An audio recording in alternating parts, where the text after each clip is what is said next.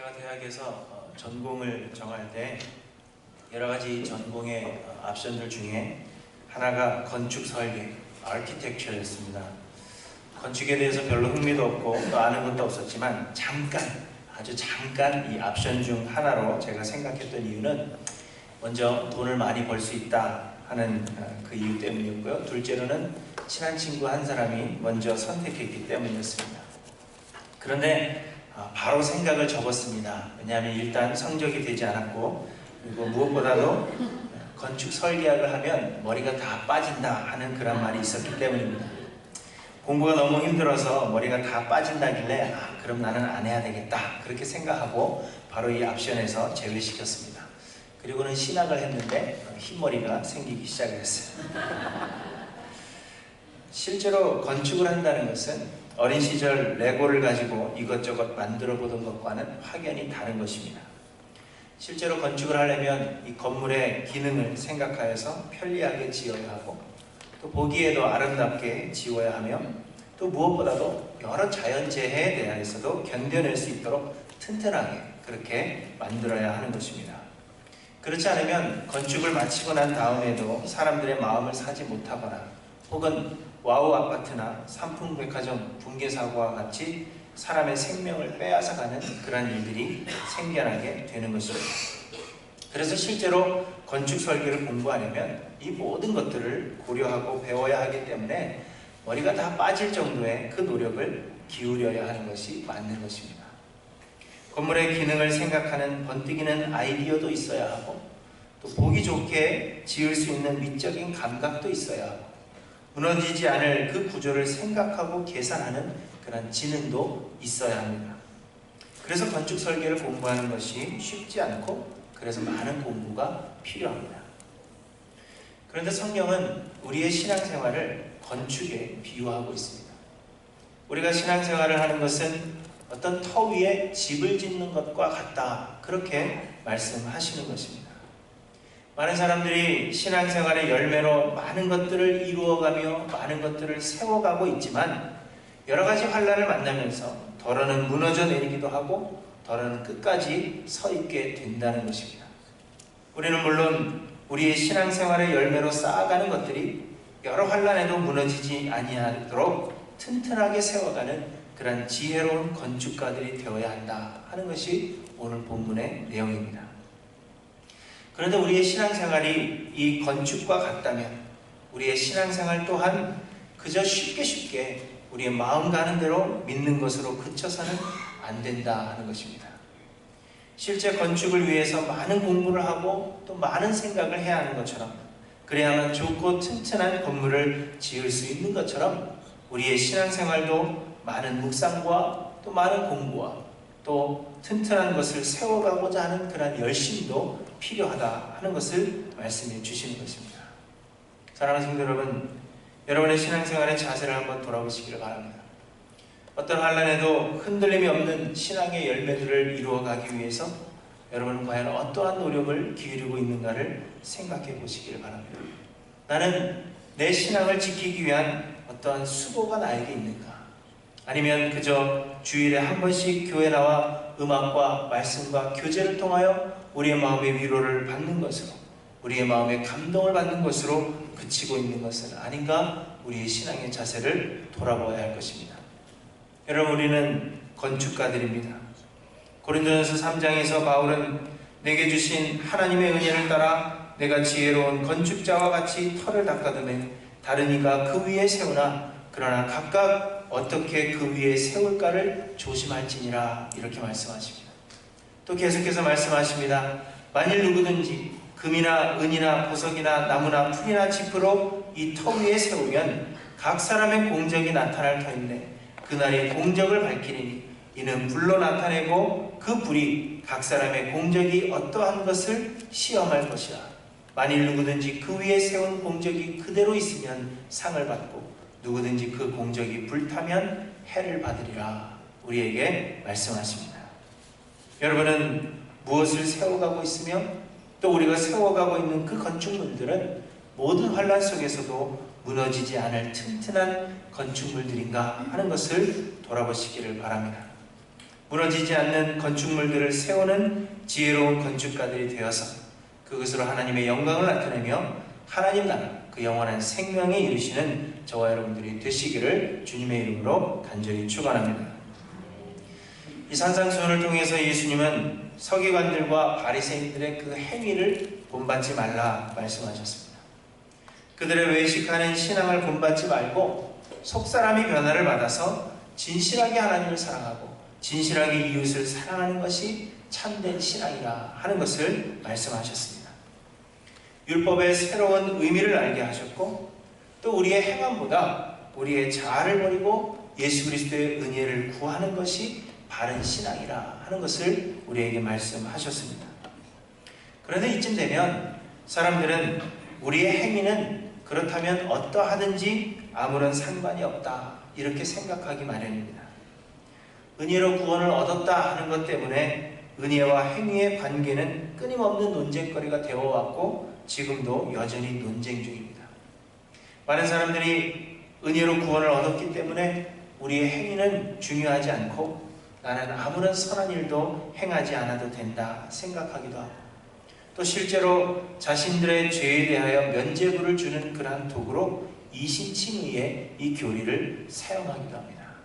나는 은혜로 구원 얻었기 때문에 내가 좀 잘못하였다 하더라도 내가 죄를 지었다 하더라도 내 마음에 회개한다 말하기만 하면 나는 괜찮다 그렇게 생각하는 것입니다.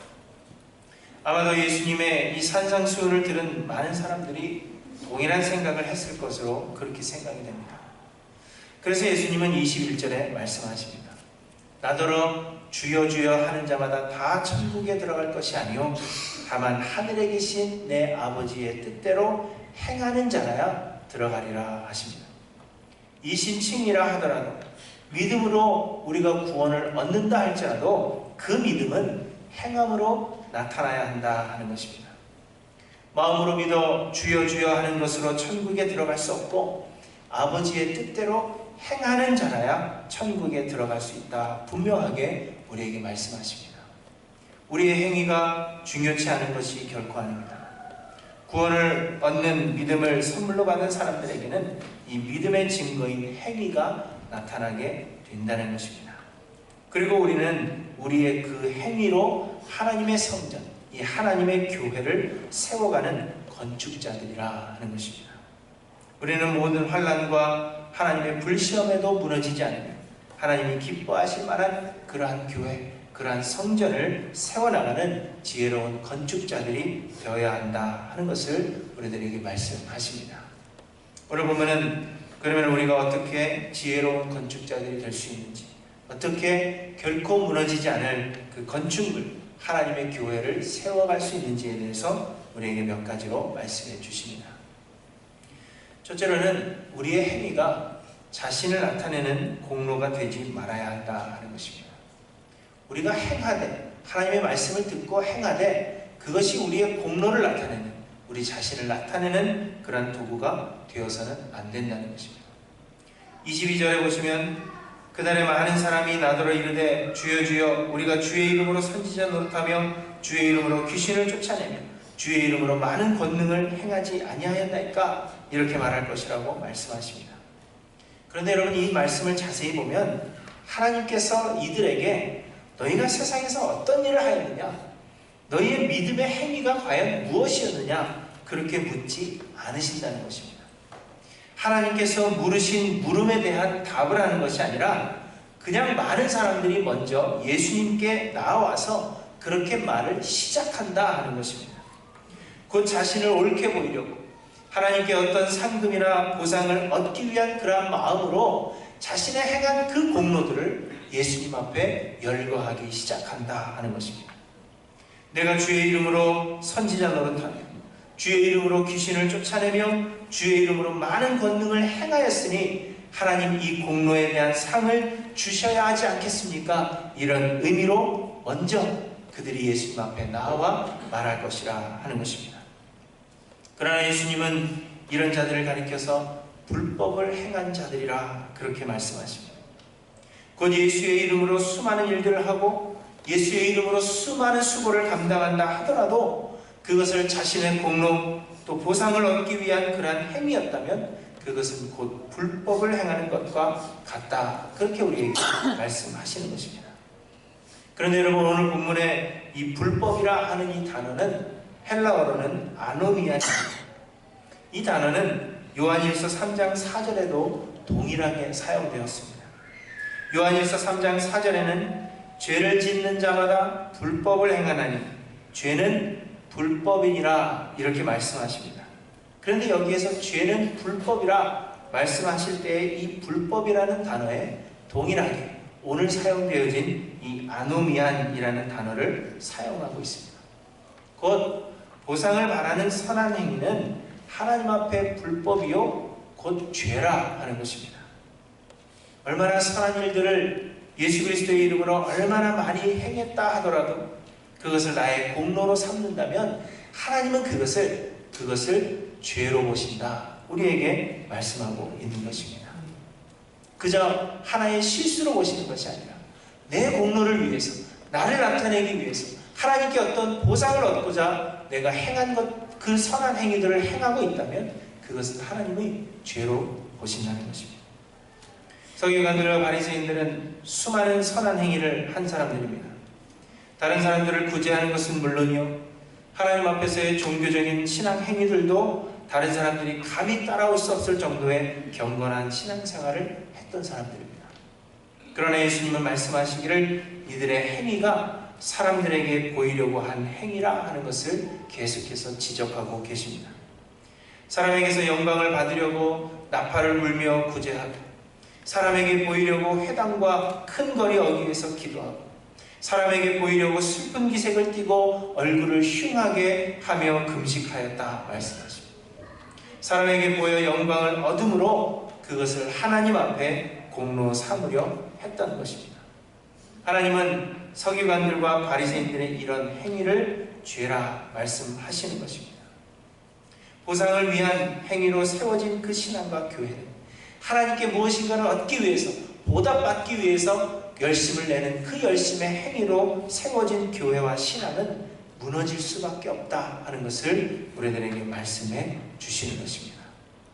우리가 아무리 열심으로 하나님을 섬기고 아무리 열심으로 이 교회를 세워나간다 할지라도 우리가 그것을 통하여 하나님 앞에 어떤 보상을 받고자 하는 것이라면 여러분, 이 교회는 무너질 수밖에 없다 하는 것을 우리들에게 말씀해 주십니다. 예수 그리스도의 십자가로 말미암아 우리가 이미 받은 은혜, 죄와 사망 가운데서 구원함을 얻고 영원한 하나님 나라를 기업으로 얻을 상속자들이 된 이 은혜는 그 무엇으로도 갚을 수 없는 큰 은혜입니다. 우리는 이미 이 엄청난 은혜를 받았는데 하나님은 이 모든 은혜를 우리에게 거저 주신 것입니다. 그렇기 때문에 우리의 선한 행위들과 하나님과 이웃을 섬기는 모든 섬김은 더 이상 어떤 보상을 바라는 것이 될 수 없고 하나님께서 이미 베풀어 주신 그 은혜에 대한 감격과 감사의 반응이어야 한다 하는 것입니다. 무엇으로도 갚을 수 없는 은혜를 이미 주셨음에도 불구하고 우리가 아직 다 갚지도 못한 그러한 상황에서 우리가 또 어떤 보상을 바란다면 그것은 죄일 수밖에 없다 하는 것입니다. 또한 여러분, 몇 주 전에도 말씀드린 대로 하나님 나라에서 남들보다 금은보화를 더 많이 받은 것이 하늘나라에서는 아무런 의미가 없는 것입니다. 영원한 하늘나라에 가게 되었다는 것, 그것이 이미 우리에게는 과분한 보상이요 은혜인 것입니다. 사랑하는 성도 여러분, 우리의 선한 행위들과 하나님을 섬기는 그 섬김의 이유가 무엇인지를 돌아보시기를 바랍니다. 베푸신 은혜에 대한 감격과 감사의 반응인지, 아니면 우리의 행위에 대한 보상을 받기 위한 마음인지를 여러분 돌아보시기를 바랍니다. 우리의 하나님의 그 은혜에 대한 감사는 그 반응으로 여러 가지 일들을 행하고 그렇게 세워진 교회가 아니라면 여러분, 모든 환난에 우리는 쉽게 무너져 내리는 교회가 될 수밖에 없다 하는 것을 여러분 기억하셔서 하나님의 그 은혜를 언제나 묵상하고 그 은혜에 신실하게 반응하시는, 그래서 지혜로운 건축자가 되시는 저와 여러분들 되시기를 주님의 이름으로 간절히 축원합니다. 둘째로, 우리가 지혜로운 건축자가 되려면 예수님의 말씀대로 순종해야 합니다. 곧 예수님이 가라 하면 가고 예수님이 서라 하면 서며 예수님의 말씀하신 그 일들만을 행해야 한다 하는 것입니다. 24절에 보시면 그러므로 누구든지 나의 이 말을 듣고 행하는 자는 그 집을 반석 위에 지은 지혜로운 사람 같으니 이렇게 말씀하십니다. 그리고 26절에 나의 이 말을 듣고 행하지 아니하는 자는 그 집을 모래 위에 지은 어리석은 사람 같으리니 이렇게 말씀하십니다. 이 말씀을 생각할 때 우리는 흔히 이 행하는 자에 초점을 맞춥니다. 곧 행함이 있으면 지혜로운 건축자요, 행함이 없으면 모래 위에 집을 짓는 어리석은 사람이 될 것이라 생각하는 것입니다. 이 행함에 우리는 초점을 둡니다. 그러나 예수님이 말씀하신 그 모든 말씀들을 종합하여서 이 말씀을 자세히 보면 이 말씀은 행함에 초점이 있는 것이 아니라 나의 이 말을 듣고 곧 들음에 초점이 있다 하는 것을 알 수가 있습니다. 히브리 원문을 잘 살펴보면 나의 이 말을 듣고 그것들을 행하면, 곧 나의 이 말들을 행하면 지혜로운 건축자요, 나의 이 말을 듣고 그것들을, 곧 예수님 하신 그 말들을 행하지 않으면 어리석은 사람과 같다, 그렇게 말씀하시는 것입니다. 곧 아무 일이나 무턱대고 예수의 이름으로 혹은 예수 그리스도의 영광을 위해서 행한다고 되는 것이 아니라 하는 말씀입니다. 예수님이 말씀하신 것을 듣고 그 말씀대로 행하는 사람이 지혜로운 건축자가 되어서 결코 무너지지 않는 집을 짓는 자요, 행하기는 하되 예수님의 말씀대로가 아니라면 쉽게 무너지는 집을 짓는 어리석은 건축자가 된다는 것입니다. 그래서 그날에 수많은 사람들이 주여 주여 우리가 주의 이름으로 선지자 노릇하며 주의 이름으로 귀신을 쫓아내며 주의 이름으로 많은 권능을 행하지 아니하였나이까, 그렇게 말한다 할지라도 예수 그리스도의 말씀대로 행하지 않았으므로 인하여 그것이 불법을 행한 자들이 된다 하는 것을 우리에게 말씀해 주시는 것입니다. 예수님의 말씀대로 행하는 자가 지혜로운 건축자가 되는 것입니다. 성경에는 건축에 대한 몇몇 가지 예들이 나옵니다. 창세기에는 하나님께서 노아에게 방주를 지으라 말씀하시는데 노아가 원하는 대로 짓는 것이 아니라 하나님은 방주의 모양과 그 규격과 그리고 어떤 재료를 어디에 어떻게 사용해야 하느냐 하는 것까지도 정확하게 말씀해 주셨습니다. 그렇게 해야만 하나님께서 내리시는 그 재앙을 견뎌낼 수 있기 때문입니다. 노아는 하나님의 그 말씀에 전적으로 순종함으로 구원함을 얻었습니다. 출애굽기를 보시면 성막과 또 성막 안의 모든 기구들을 제작하는 그 방법과 규격과 모양까지도 하나님께서 정확하게 말씀하시는 것을 볼 수 있습니다. 성전 안에 제사에서 사용되는 그 작은 기구들, 그릇 하나하나까지도 하나님은 꼼꼼하게 말씀하십니다. 그리고 그 말씀하신 대로 성막을 짓고 기구들을 제작하도록 하신 것을 보게 됩니다. 그렇게 해야만 이 제사의 참된 의미를 가지고 하나님께 제사할 수 있고, 그렇게 해야만 죄인된 우리들이 죄를 가리우고 하나님의 그 진노하심을 피해 은혜의 보좌 앞에 담대히 나아갈 수가 있기 때문입니다. 하나님을 위해 하나님 거하실 성전을 짓겠다는 그 다윗의 마음을 하나님께서는 기쁘게 받으셨음에도 불구하고 하나님은 다윗으로 하여금 성전을 짓지 못하도록 하셨습니다. 왜냐하면 죄인된 우리들이 감히 하나님을 위해서 무엇인가를 행할 만한 존재가 되지 못하기 때문입니다. 오히려 우리와 같은 죄인들을 돌보시는 하나님의 은혜로 우리가 사는 것이요, 우리는 하나님을 위해 뭔가를 행할 수 있는 존재들이 아니라 내가 하나님을 위해서 뭔가를 하겠다 하는 그러한 존재가 아니라 그저 우리는 하나님의 말씀에 순종하며 살아야 되는 존재들임을 말씀하고 계시는 것입니다. 다윗이 하나님을 위해서 성전을 짓겠다, 내가 하나님을 위해서 이것을 하겠다 말하였지만 하나님께서는 말씀하시기를 내가 나를 위해서 뭔가를 해야 되는 존재가 아니라 너는 내가 하라 하는 대로 순종해야 되는 존재밖에는 되지 않는다 하는 것을 우리에게 말씀해 주시는 것입니다. 여러분, 내가 하나님을 위해 뭔가를 하겠다 생각하지 마시기 바랍니다. 하나님은 우리의 섬김을 필요로 하시는 분이 아니십니다. 세상의 모든 만물이 하나님의 것이요 하나님께서는 그 어떤 것도 부족함이 없으십니다. 우리가 하나님을 위해 뭔가를 한다 하는 것은 우리가 하나님의 것으로 생색내는 것밖에는 되지 못하며, 그래서 우리의 행위가 하나님께는 기쁨이 되지 못하는 것입니다. 우리는 그저 하나님의 은혜를 입은 자들이 예수 그리스도의 피값으로 사신받은 예수 그리스도의 종들입니다. 그러므로 우리가 하나님을 위해 뭔가를 행하는 것이 아니라 우리는 하나님이 말씀하시는 대로 그 말씀에 순종해야 하는 것이라 하는 것을 우리에게 말씀해 주십니다. 여러분, 와우 아파트가 무너졌을 때 철근 70개를 사용하도록 설계되었는데 철근 5개만을 사용한 것이 문제라 합니다. 삼풍백화점 무너진 그 이유는, 그 붕괴의 원인은 용도를 변경한 것에 그 원인이 있다 밝혀졌습니다.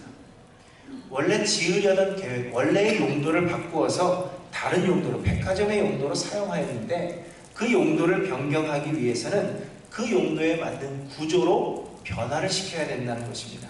그렇지 않으면 부지런처럼 무너질 수 있는데, 이 삼풍백화점이 그 용도를 변경하면서도 그 구조를 변경하지 않은 것이 문제가 되었다는 것입니다. 마찬가지입니다. 무너지지 않을 튼튼한 건물을 우리가 지으려면 예수님이 말씀하시는 대로 해야 한다는 것입니다. 예수님이 말씀하시는 대로 예수 그리스도 위에 터를 세우고, 예수님이 말씀하신 그 재료들을 가지고 예수님 말씀하신 방법대로 우리가 집을 지어간다면 어떤 풍파에도 넘어지지 않는 튼튼한 집을 짓게 된다는 것입니다. 예수님의 말씀을 듣는 것이 우선입니다. 그리고 그 말씀대로만 순종하는 자가 지혜로운 건축자가 되는 것입니다. 여러분, 이 사실을 기억하셔서 내 기분대로, 내 생각대로, 그리고 내가 할 수 있는 내 능력으로 행하는 것이 아니라 하나님의 말씀을 가까이 하고 묵상하여 주님이 말씀하시는 대로 행하시는 저와 여러분들이 되시기를 바랍니다. 어느 교회에서 이거 하니까 우리도 이거 합시다, 그래야만 교회가 부흥할 수 있습니다, 그렇게 말씀하셔도 하나님의 성경이, 하나님의 말씀이 우리에게 말씀하시지 않으면 절대로 그 일을 행하는 일은 없을 것입니다. 하나님의 말씀을 묵상하는 것, 그래서 예수님이 우리에게 말씀하시는 것, 우리에게 시키시는 것이 무엇인지를 먼저 분별하시는 하일랜드 교회 모든 성도님들이 되시기를 바랍니다. 그래서 예수님 말씀하시는 대로 행하여서 이 교회가 든든히 서가는 그러한 교회가 되기를 주님의 이름으로 축원합니다. 셋째로, 지혜로운 건축자는 자신의 능력으로 행하지 않습니다. 고린도전서 3장에서 바울 사도는 우리가 지혜로운 건축자들이 되어서 예수 그리스도의 터 위에 각각 어떻게 그 건축물을 세울 것인가를 조심하라 말씀하십니다. 그러면서 불로 연단하여도 타서 없어지지 않을 튼튼한 건물을 지어야 한다, 그렇게 말씀하십니다. 그리고는 또 말씀하시기를 고린도전서 3장 16절에 너희는 너희가 하나님의 성전인 것과 하나님의 성령이 너희 안에 계시는 것을 알지 못하느냐, 이렇게 말씀하십니다. 불로 연단하여도 없어지지 않을 튼튼한 건물을 짓는 지혜로운 건축자들이 되어야 하는데 우리 안에 성령이 거하고 계신다 하는 것입니다. 곧 우리의 힘과 우리의 노력으로 지혜로운 건축자들이 될 수 있는 것이 아니라 우리의 연약함을 인정하고 우리 자신을 낮추어서 우리 안에 거하시는 그 성령님께서 역사하시도록 내 자신을 내어드릴 때 성령의 능력과 역사하심으로 흔들림이 없는 튼튼한 교회를 지어나갈 수 있다 말씀해 주시는 것입니다. 예수님도 산상수훈을 개통하여 계속해서 말씀하시는 것이 우리의 아버지 되시는 하나님께 모두 맡기라 하는 것입니다. 내 힘으로 사람들에게 좋게 보이려고 노력하고 그렇게 해서 공로를 쌓으려고 노력할 것이 아니라 하나님이 우리를 자녀 삼으셔서 우리의 아버지가 되심으로 이제는 내가 할 수 없음을 솔직하게 고백하여 하나님 앞에 굴복하라 하는 것을 계속해서 말씀하시는 것입니다. 하나님의 긍휼하심과 우리를 불쌍히 보이심과 우리에게 은혜 베푸시는 그 하나님의 은혜만이 우리의 소망이라 하는 것을 말씀하고 계시는 것입니다. 여러분, 아이들이 레고를 선물 받아오면 레고는 아이들 장난감이 아니라 아빠 장난감입니다. 저희 집은 아들은 레고를 별로 안 좋아하는데요, 저희 둘째 딸이 레고를 굉장히 좋아합니다. 그런데 자기가 스스로 해보겠다 그렇게 하지만 얼마 지나지 않아서는 결국 아빠가 맞춰줘야 되는, 이것은 아빠의 장난감입니다. 하물며 신앙의 건축물인들 여러분, 우리의 힘으로 우리가 세울 수 있겠습니까? 레고 하나 만드는 것도 어린아이의 힘으로는 감당할 수 없는데, 아무런 능력이 없는 우리들이 이 신앙의 건축물, 그리고 예수 그리스도의 몸된 교회를 세워나가는 것, 이것을 우리의 힘으로 감당할 수 있겠습니까?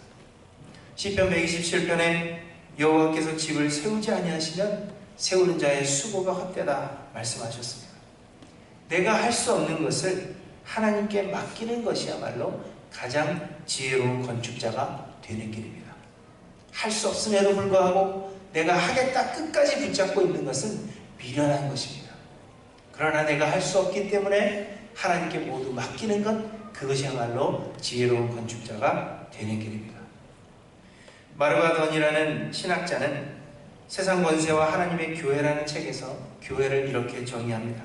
교회의 소명은 하나님의 목적을 실현하며 삼위일체 하나님이 머무시는 하나님의 백성 공동체가 되는 것이다. 곧 하나님이 거하시는 하나님의 집으로 지어져 가는 것이 교회라 하는 것입니다. 그런데 이 사람은 계속 이야기합니다. 그런 교회를 이루는 재료는 곧 우리의 약함이라 이야기합니다. 튼튼한 교회를 세워가는, 하나님의 성전을 세워가는 그 재료는 우리의 약함이라, 그렇게 이야기합니다. 고린도후서 12장 10절에서 바울 사도는 그러므로 내가 그리스도를 위하여 약한 것들과 능욕과 궁핍과 핍박과 곤란을 기뻐하노니 이는 내가 약할 그때에 곧 강함이니라, 이렇게 말씀하십니다.